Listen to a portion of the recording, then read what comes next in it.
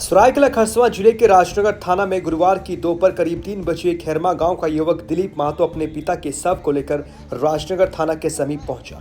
साथ में सरायकेला विधानसभा के पूर्व जेल के प्रत्याशी प्रेम माडी अपने दर्जनों कार्यकर्ताओं संग राजनगर थाना पहुंचे।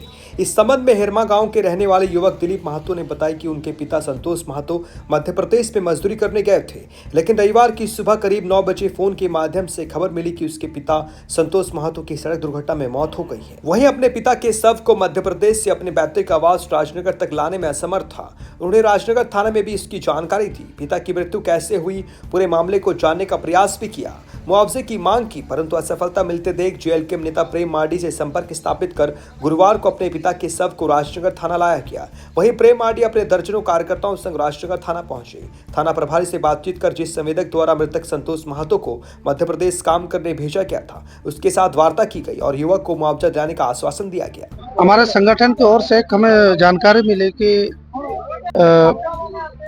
इसका नाम है संतोष महतो, जो हमारे हेरमा गांव के रहने वाले थे।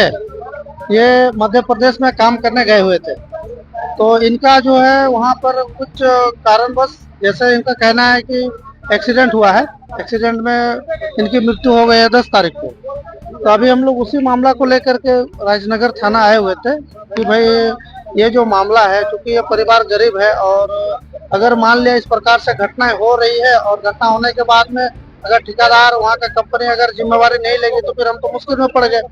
तो इसीलिए आज थाना हम लोग आए थे, जानकारी लिए। हालांकि इसका एफआईआर वहाँ हुआ है।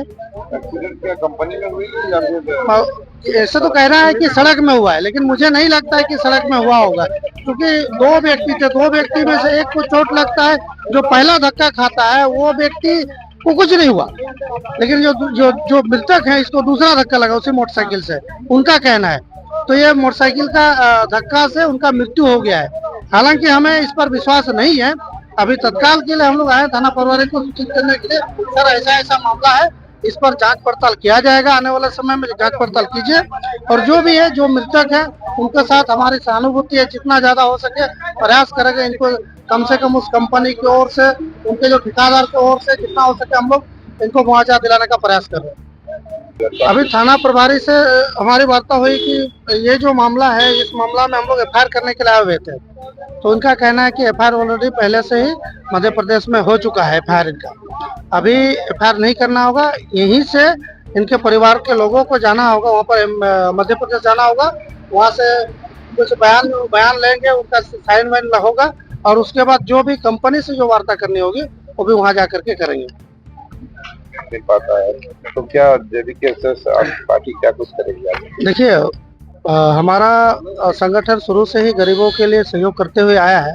अगर मान लिया इस प्रकार से अगर हम लोग को ठग के, भाड़ के, झूठ बोल के रखा जाएगा तो फिर हम लोग अपने स्तर से प्रयास करेंगे, अपने स्तर से आंदोलन करने का प्रयास करेंगे। इस प्रकार से जो पूरे झारखंड के जनताओं को यहाँ से ले जा करके बाहर के देश में अगर काम कराया जाएगा और वहाँ अगर उनकी मृत्यु हो जाती है और उसकी जिम्मेवारी, उसकी जवाबदेही अगर मान लिया उस कंपनी के, उस ठेकेदार के नहीं होती है, तो ये हमारे लिए दुर्भाग्य की बात है।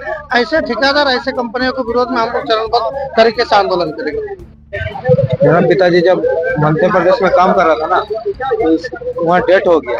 हम लोग इसीलिए आए थे कि ठेकेदार शुरू से भी कुछ नहीं मिल रहा है, अभी इधर से फोन आ रहा है कि हम 20,000 दे रहा है, फिर बाद में देंगे। हम लोग क्रियाक्रम को कम से कम खर्चा भी दीजिए, बाद में देखा जाएगा। तो फिर बाद में बोला ठीक है कल देंगे, तो फिर दे नहीं रहा। तो फिर हम जब भी किसी को हम पकड़े तो फिर इन लोगों को दिलाया। तो आप पिताजी का डेथ कब हुआ था? एक्सीडेंट मतलब दुर्घटना कब हुई?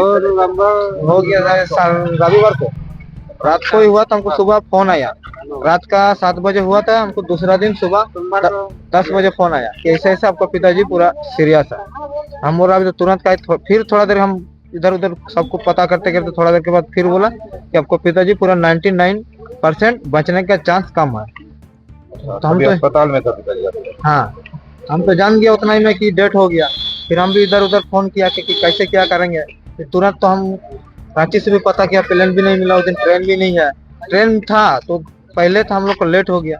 हम लोग जाएंगे तो किस में जाएंगे? फिर हम बोला यहीं से बर्ताव करेंगे, जो भी होगा पिताजी का बॉडी आए उसके बाद हम लोग जो होगा फिर बात करेंगे। तो अभी पिताजी का बॉडी कहाँ पर है? यहीं पर है गाड़ी में। आप चले आए हैं? हाँ। अभी क्या कह रहे हैं? अभी क्या चीज का मांग है आपको? मांग वही है कि जो हम लोग को क्षति हुआ है कम से कम क्षति हम लोग का मिले। जैसे अभी तो और पिताजी चल गया, दोबारा तो नहीं आएगा। हाँ, जो कंपनी से भी डिमांड है या कोई एक्सीडेंट हुआ तो दोनों से हमको मेरा मुआवजा चाहिए। क्या नाम है आपका? दिलीप माथुर, गाँव हेरमा।